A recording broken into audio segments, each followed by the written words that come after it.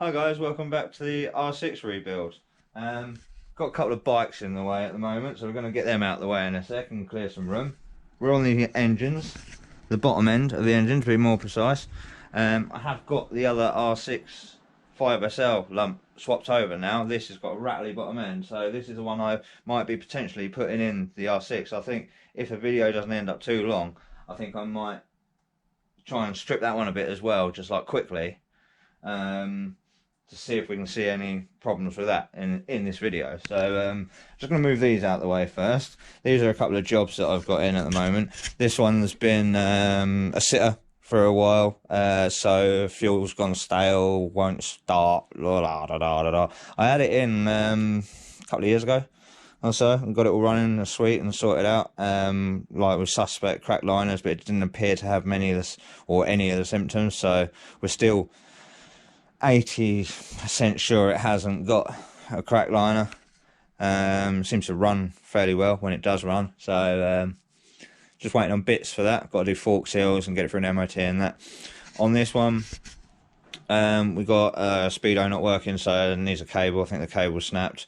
The rear brake needs bleeding. Need to do cam belts, and video coming on the cam belts on this one at some point. We're just literally waiting on parts and some time to do it. I've got to get this white one out of the way first, so so that's where we're at. So I'll just get these out of the way and then we can crack on with these engines. Right, so here we are. We have two engines, one being 5SL engine. You can see the welding's been done on the mount. It always looks terrible like this. This is done with an Artec welder and set up right. I mean, I'm no expert welder, but I can weld well enough for it to be stuck. And this is one of the better ones. It's embarrassing to admit it, but I've never been able to get these quite right, and I've never known anyone else to get them quite right. I've seen a few nice, neat ones on the internet, but I always wonder, how the hell did they do that? But anyway, more on that later. This is the one we're stripping today. This is the one we're going to be going through detail in a bit, so it's more of a sort of how-to and a bit of a guide on these engines. Just this is the second part of the video and equaling the bottom end. We've got a problem with this. Remember, this cylinder was found full of oil, so that's our problem area. It has not got a cracked liner, but however, what was pointed out in the last video, which I did notice before, I just forgot to mention, is there is a little bit of scoring in the bore.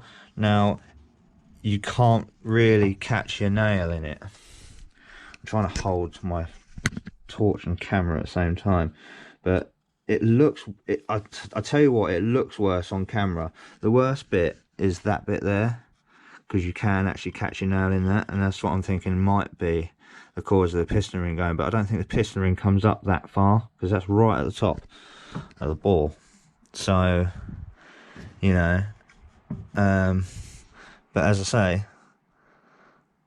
this one is not cracked. I mean, it's got a mark there, which is a common area for them cracking, so I'd imagine this engine's probably not going to last a great deal of time longer looking at that. So I think we might be going down the 5SL route, you know. It's quickly decided, isn't it? Because this bike's going to be sold, so it's got to be right. Do you know what I mean? I don't want it to blow up on the new owner or anything like that. It's got to be sound. So I think what we're going to do is I'm going to set you up on the tripod, and I'm going to remove these covers.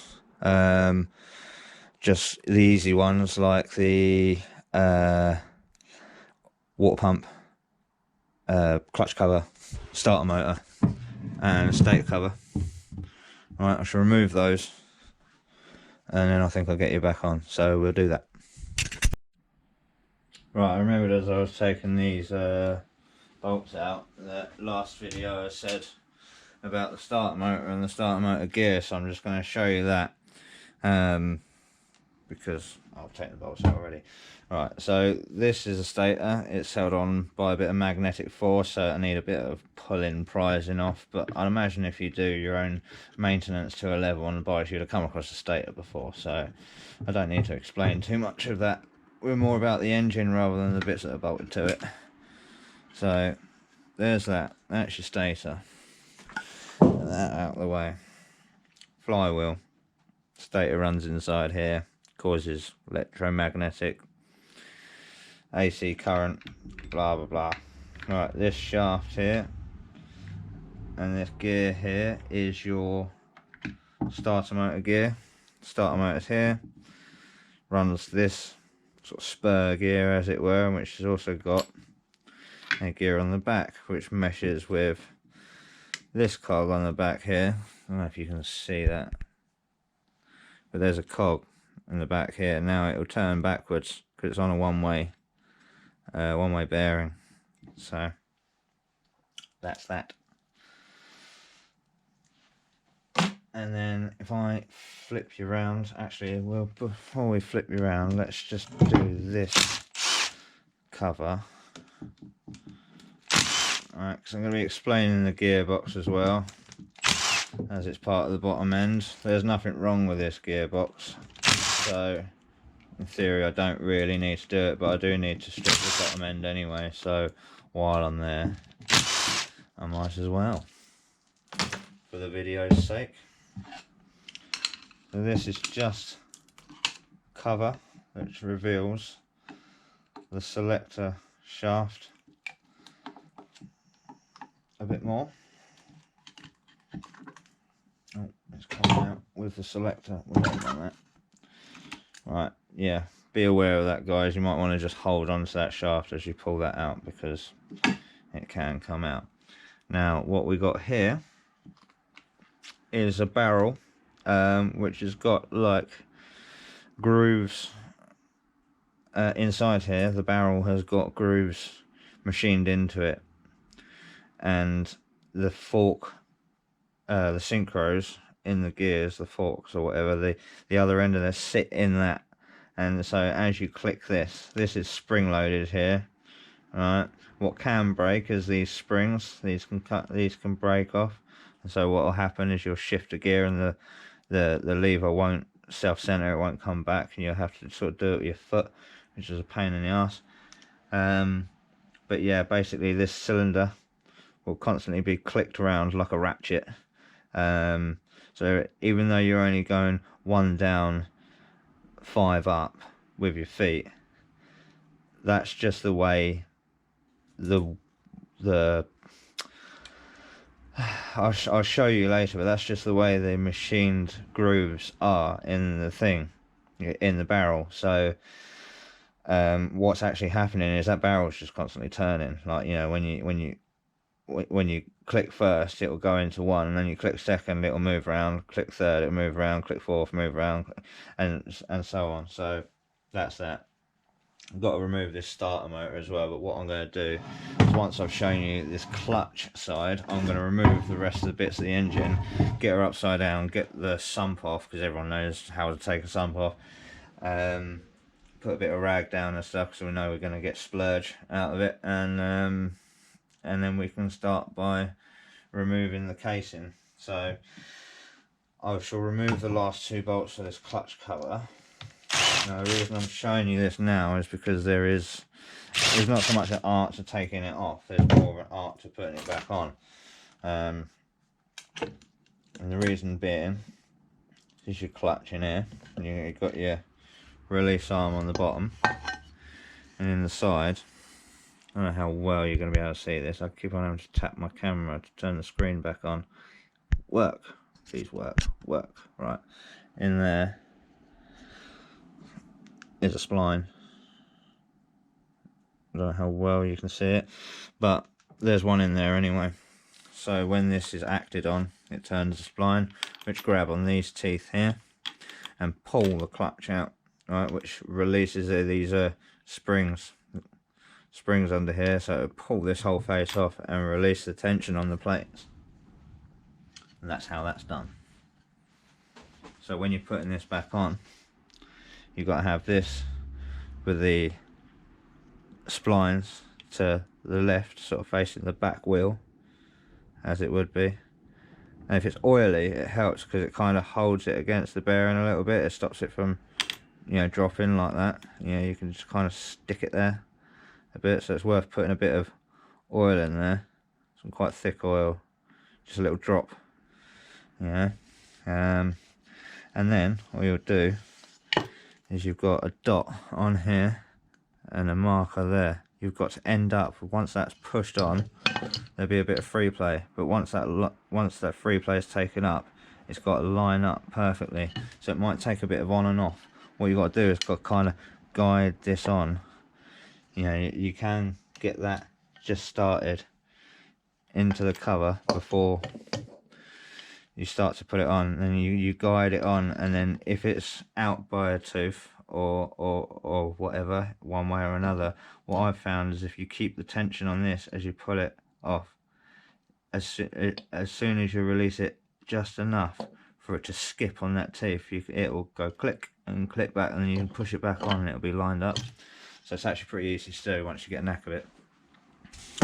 So with that being said, what I'm going to do now is I'm going to take start motor off. I'm going to pause the video. I'm going to take start motor off, speed sensor, which is up here, the neutral switch, which is here, flip her upside down on a bit of rag, and then take the sump off.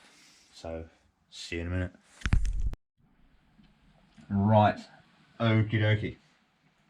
We have removed the oil cooler, 24 mil nut. We have removed the oil filter and also the thread for the oil filter, because this gets in the way of a couple of the bolts for the crankcase. This is 27mm. What else have we removed? The starter motor, the neutral switch, and the speed sensor.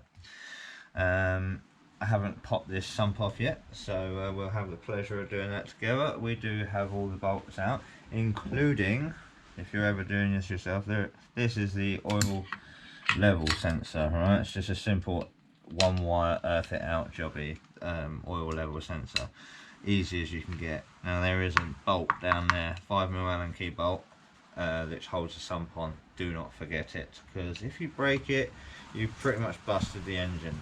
So you have been warned. Now, oh look, splurge. Oh, we see metal already. I see lots of metal. Look.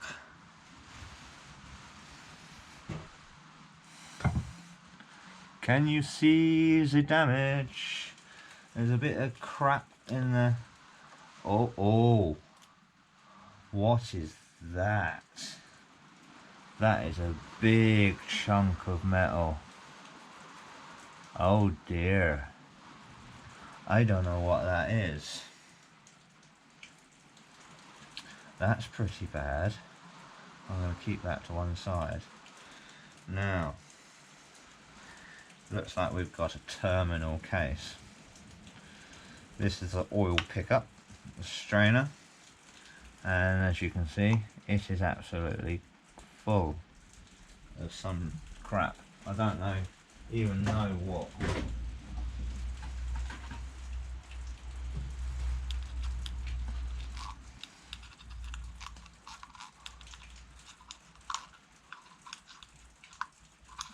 Well, it's definitely a big bit of old silicone.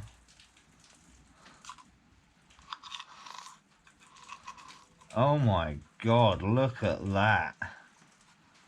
Oh, it's not metal. It's alright. It's like silver silicone. Well, I don't use silver silicone, so that must have been in there from before. Oh, wow. That's a lot. And that's a lot of flakes of metal too. Oh my god. I've never seen this before, guys. It's even got, that's like blue. Looks like a day at the beach, that really fine shingly type sand stuff. Look. Oh. Oh dear. I think it's going to be safe to say it's going to be quite easy to find the problem of this engine. Don't you?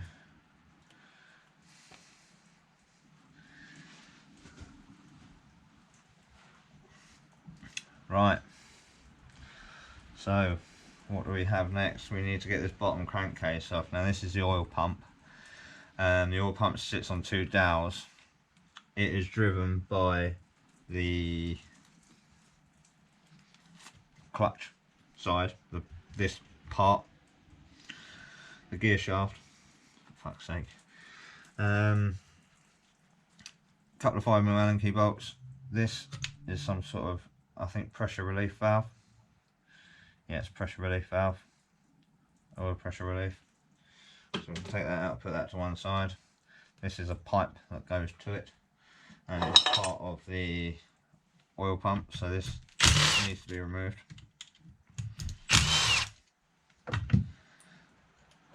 Right, it's left a seal behind.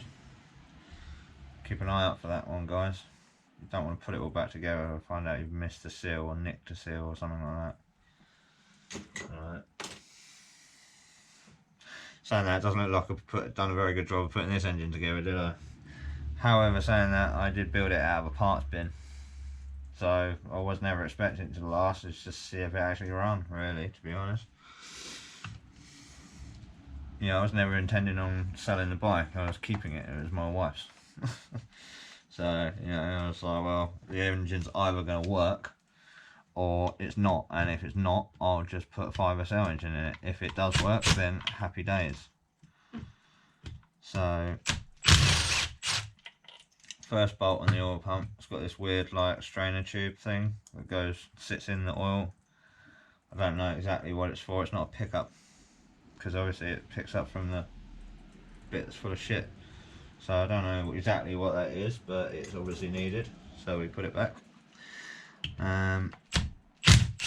We undo these bolts, right, and then the whole oil pump will be floating, right, so not bolted in.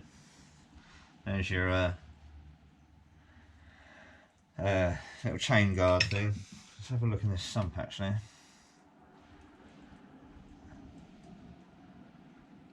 I mean, there's not loads of metal in there.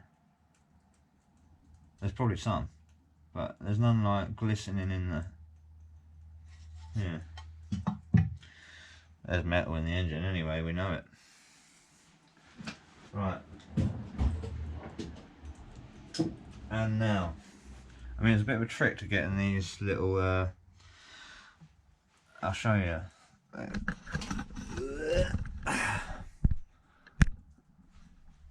Where's my torch? In here, see that hole? It's got a dowel in it, same with the other one there. You need to raise those up because it's locking the pump in place, and you can't lift it because there's no chain tension or anything. You can't take the tension off of that chain. So what you have to do is kind of get a pair of pliers, like end of pliers in there, and try and pull it up. It does go eventually. You just got to fiddle with it a little bit.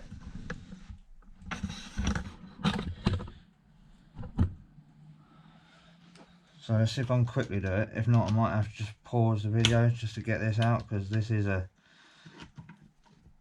funny bit, and I want to try and keep the video as short as possible, because I know it's going to be long anyway.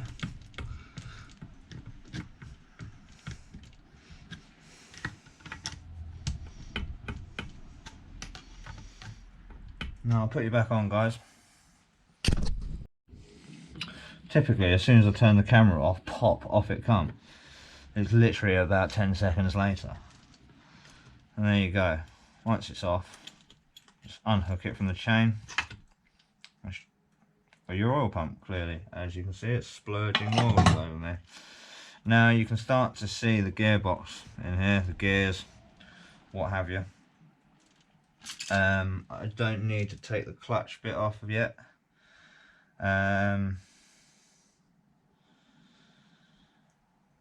Shall I? Yeah. Let's do it. Right, so the clutch is just a case of then 6 10mm bolts And what you'll see under there, just like it's the same as every other motorbike clutch basically. You have spring. Now, once you take all these off, it's then release tension. Try not to throw them all over the place.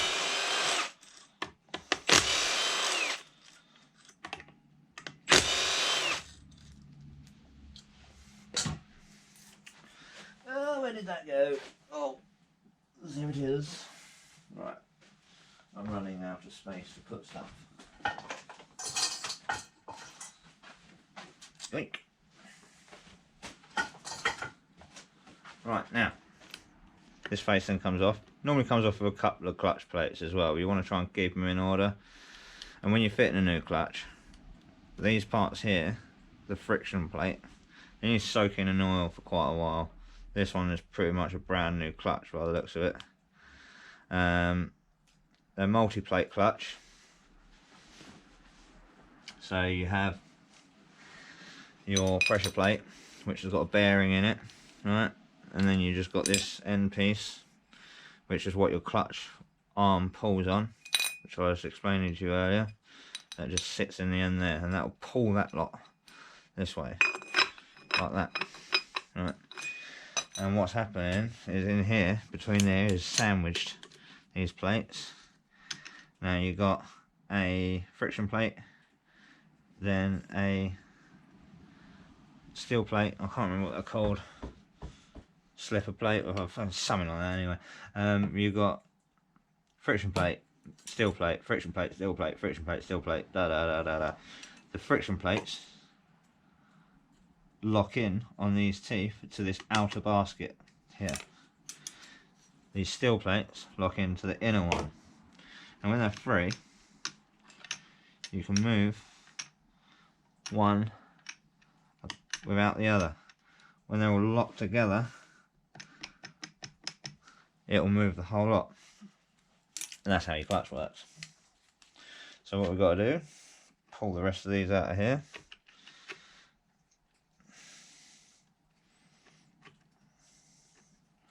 Just wiggle them out.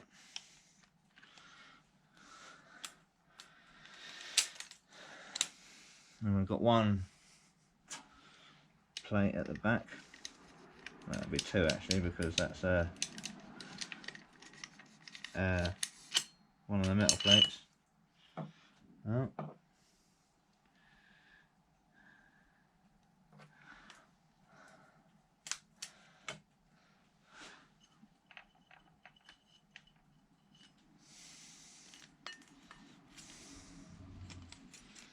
Yeah, that's right. Okie dokie. On with removing the casing then. Right, so on with removing this casing then. It's pretty simple at this point. You've got your 12mm bolts, which are main end bearing bolts.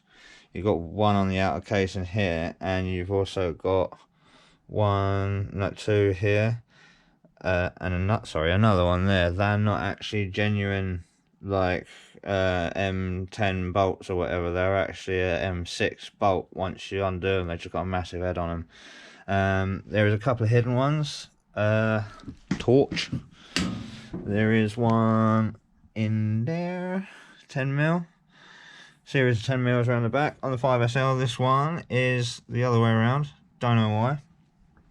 And then you got one here, and basically around. Now they are labeled, they are numbered, and you can see this one here says 15. Alright, 1, 2, 3, right, and vice versa. Oh, vice versa. One more of that. And so on and so forth, right? So when you're undoing it all, it doesn't really matter so much. When you're putting it back together, it does matter, because obviously you're tightening down to the crank, which is main end bearings, precision engineering, blah blah blah blah blah. So we're going to get to undoing these bolts, and then pull the casing off.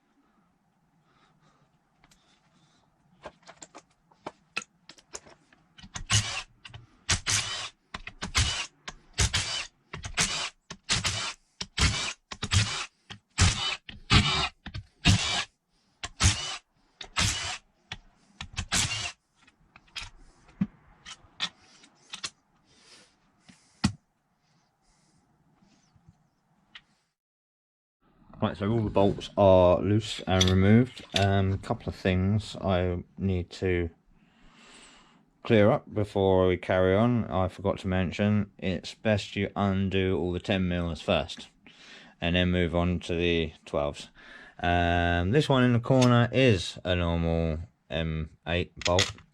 That one is not, that's an M6.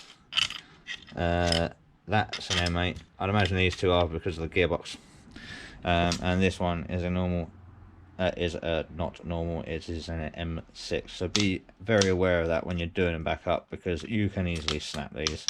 I've even snapped them trying to do them up to the torque that the book says. So be careful with them. I would say do those up last, you know, and just tuck them down. If anything, just nip them down, because they do just snap like crap. Yeah, I've got the secret one in there. I've left all the bolts in their holes, in their locations, and to be honest, if you can get away with leaving them there, it's best to. Well, especially for as long as possible, because they are, a lot of them are different lengths, and it's just a pain in the arse. You know, it's so much easier when coming to put it back together if you know exactly where they all go. So I'm just going to place you down for a sec, and we're going to lift this cover off. Should be pretty easy because it weren't off all that long ago. Or so say it, put on all that long ago. So, whew, where you go?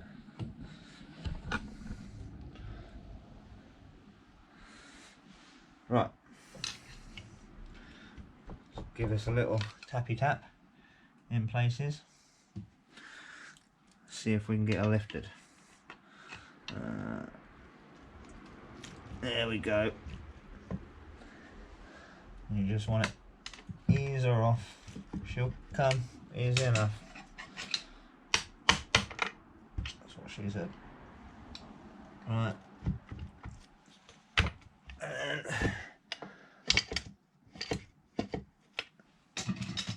oil pump drive chain just might be in the way a little bit, so you just need to unhook that.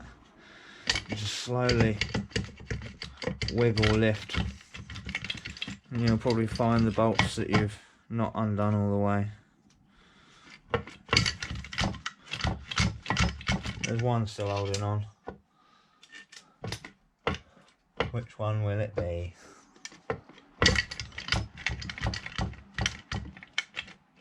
I'm pretty sure it's all... There's one hiding from me somewhere that's not fully undone. That's not just getting jammed up. It's got to be that hidden one. Because it would be, wouldn't it? Because it's the only one I can't reach from my fingers.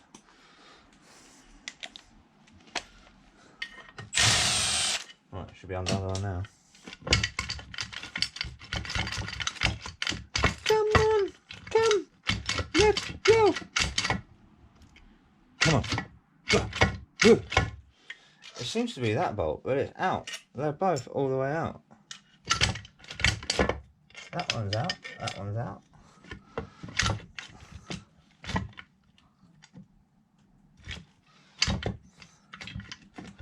What's it getting caught up on? Well, maybe it is that chain, but it just definitely doesn't look like it.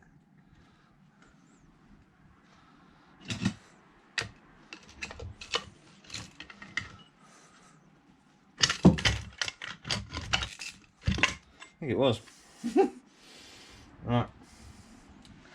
I don't expect any of these main bearings to be gone, which they are not. They are in perfect condition. So what conrod has gone? Shall we say it might well be the that one. That one was the oily piston. No. No. No. No. Well, that's strange. Might be something in the head then. Might be something that the head's let go of.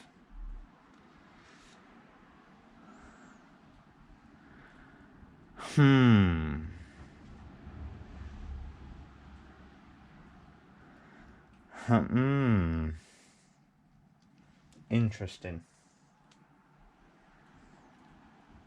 Very interesting.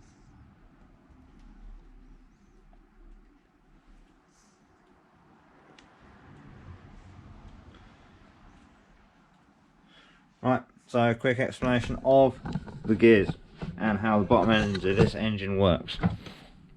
Right.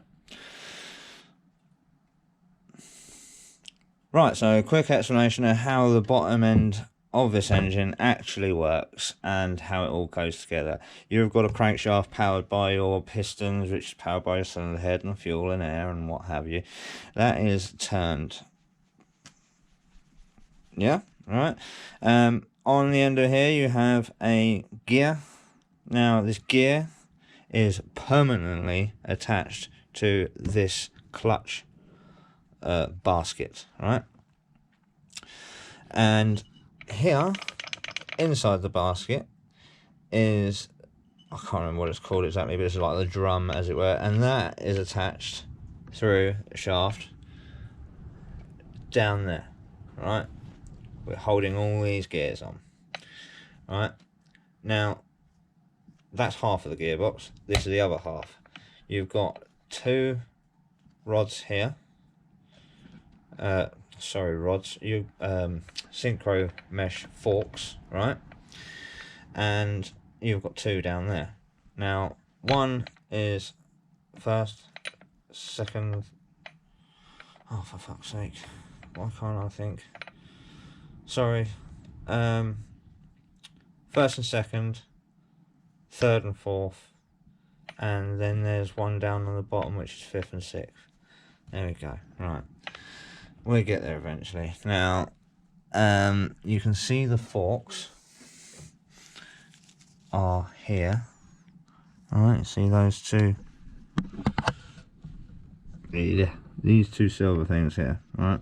And they shift, right, across.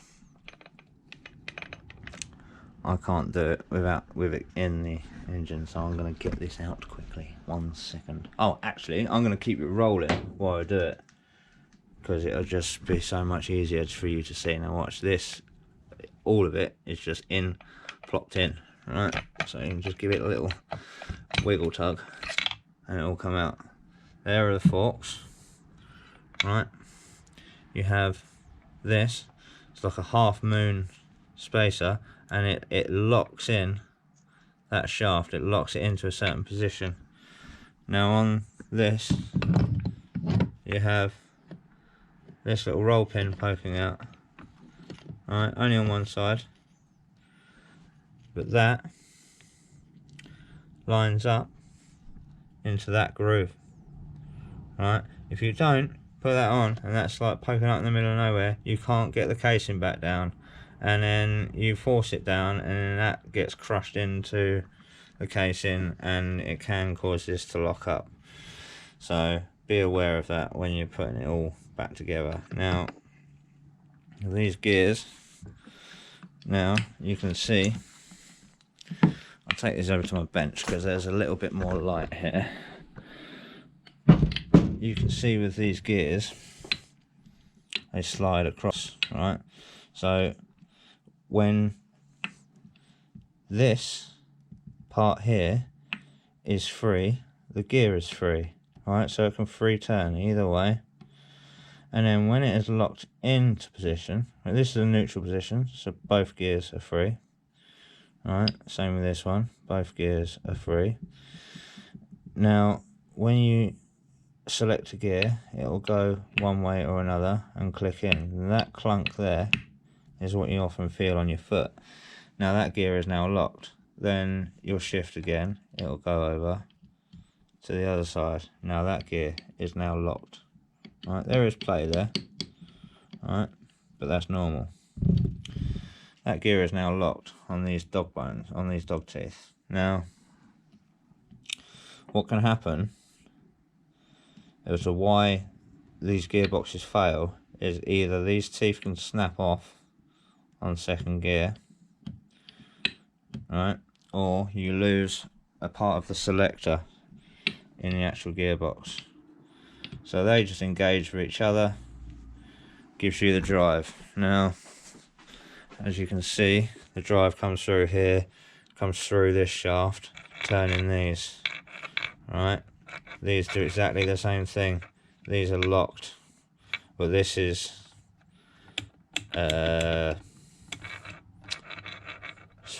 fifth and sixth gear, so these are completely locked. Right, sorry, they're free rolling, for fuck's sake, I'm losing my speech. These are free rolling, fifth and sixth gear, they'll move on that main shaft. Right, the other shaft is for first and second, third and fourth. It's transferred out to the wheel, easy. Now the next thing we're going to do with this engine, I am just going to pop these caps off to see what we got. The eagle-eyed amongst you will notice that we have studs here, here and here, and we have nuts, bolts here. That isn't a problem. The reason that being is this is a conrod from 5SL. They are exactly the same. So please bear that in mind. Yes, they are exactly the same. Remember, I built this out of a parts bin, and as you can see, I don't think that is the problem of this engine. I think what's more the problem, or more likely the problem, is this cylinder head. So I think the next video is going to be on that. I'm not going to put this engine in this video because I realise that it's going to be far too long if I do. So I might either do that within the cylinder head video or its own separate video. I'm not sure. I might not even use it, and then if that's the case, then there's no point in it being in this build series. So let's get these common rod caps off and see where we are from there. Right, so fellas, imagine you're fellas watching this. Can't imagine there's any birds watching. Right, there is nothing wrong with these shells. Nothing wrong with these journals. No. Every single one. I'm going to take the pistons out anyway, and the crank, because I think I might get a honing tool and try and clean up that bore, because if this engine is worth saving, then I'm going to run it in this bike. That's fine. That's fine, look. Beautiful. I say I did measure all this stuff when I put it back here. I didn't just willy-nilly just bolt scrap bits together. I made sure everything, you know, was right, had the right size shells in it and all that. You know, I'm not a total fucking moron. I'm a moron, but I'm not a complete moron. So, yeah. Right, so yeah, I think we're gonna just drop the pistons out of it and the crank. Easy enough now. You've got to keep these, I mean, it's pretty safe to say, it's pretty easy to say, you've got to keep these in order. Right, I have noticed with this as well, these are actually cut. Right, they're you know, the holes machined in them and then they're cut in half. Right, so they're a perfect fit together. Right, this one is actually a crack fit. The surface is rough, like it's been broken, so it fits together like a biscuit. Right, which is why it's even, you know, it's very, very, very important to get them on the right way around. So, total engine failure if you don't. So, I'm going to take this out and lose it. Come back. Oh no, there we are. I'm going to take that out, I'll give that a clean before it goes back in now. Right. I'm not going to take this bottom end of the gearbox out, but I'm going to explain to you a few things. So I said that, you know, this is going to be an explanation video of this engine. You see that in the bottom there? That's that barrel I was talking about that's got the grooves carved in it, which these ride on. So as the barrel spins, these will slide backwards and forwards because the notch in the back of these rides in the groove, and that will move these left or right. Right, selecting your gears. Now if you ever need to get any of this out, like the gearbox side of things or what have you, you need to remove this lock nut here. So it's got a metal flap, you just bang it flat, there it is. Right, bang that tab flat, knock that bolt off, you'll slide this off. Right, the oil pump chain is there. You then remove the bearing that's inside the middle of it, and you just sort of slide it out with the collar that comes with it, and then this will come out. The reason you have to remove that bearing and collar is because it gives you then a bigger hole for you to wiggle this out, because that is bigger than the hole it's coming out of, right, because of all this part. So you kind of need to do it at an angle, so you need to take out that middle bit so you can get it at the angle to get it out. Now beyond that, on this side, this shaft will just pull out. Right, it's on a spring peg there, right, so that will just pull out, and then you've got a couple of Allen key bolts that hold in a metal plate, right, and then you'll be able to pull that contraption out, the metal barrel. Once you release that plate as well, you'll also see that there's a couple of springs sitting inside rods. Now those rods are these rods here, and they obviously are holding the selector forks. You can then slide them out, and the selector forks are then free, so you can then pull them out. Then on the other side, you've got a metal plate with a few Torx bolts in.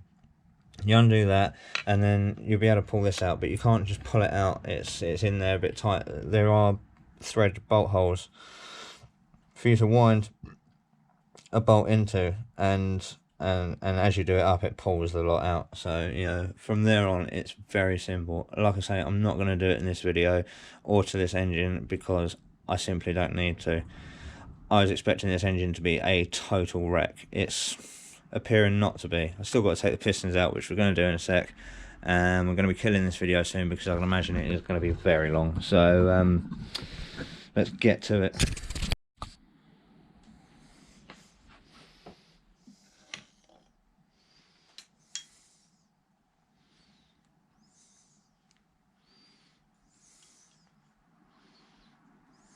Still spot on. I mean, there's a little bit of scoring in that bore, but I mean, guys, I mean, it still needs a bit of enclosure and inspection and that, but all the rings are fine. And like I say, I measured all these things before we put the engine together, so I know they're okay measurements wise.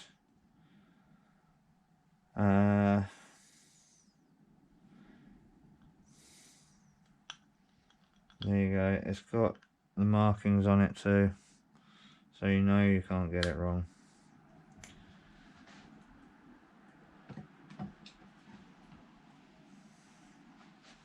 These are the two bolts, somewhere over there.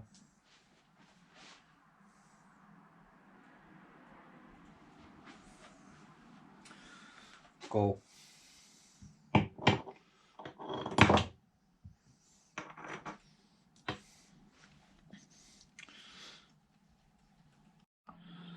Right, Right, so guys, so I'm going to make this quick because one, my memory card is running out of space, and two, this is going to be an extremely long video, so I do apologise. I am going to try and edit as much crap out as possible to try and make it as bearable for you as possible. So here we go. Now I've cleaned up this bore. To be honest with you, mateys, guys, it's not cracked, right? See this little tiny mark here? I don't know if I can get it. The camera. Yeah, see that tiny little mark there? That is a score. It's not actually a crack. I can catch my nail in it, right? I don't think this is why the engine's failed, right? But it would have been a reason for the engine not lasting as long, right? If the failure had not happened. Now, when I run my hand through here, or finger through here, you can feel it's perfectly smooth, perfectly round. When I feel this, run my finger through here, it almost feels a bit like a 50p piece. You can feel edges and ridges. That ain't good. It's still smooth, but it's just it just feels lumpy, you know. This is fucked. This is toast, unfortunately. This needs to be realigned. So I'm not going to be using this engine in the 5SL build, in the R6 build. We are going to use this 5SL bottom end. The only problem is this has got a rattle from somewhere, and it's definitely bottom end, so we're going to have to tear into this one. I think what I might do is just off camera, just tear into it. And then when I find the problem, I'm going to show the footage of it and show putting it back together and do the rebuild on this bottom end. So I think that's what we're going to do, guys. Oh look, my lens has steamed up again, for fuck's sake. I don't know what's wrong with this camera, guys, I really don't. It is old. It's a Hero 7 or 8, one or two. But yeah, so I think that's what we're going to do. We're going to end up using this bottom end. It's going to be better for the new owner of the bike. I'm going to have to find a proper R6 clutch cover because I hate using these phaser ones. And that's that. I think that engine's as good as toast. So thank you very much, guys, for watching and bearing with. And if you've made it this far, thanks. And I'll see you in the next one. Please like, share, subscribe and all that, and I'll see you soon. Thank you. Bye bye.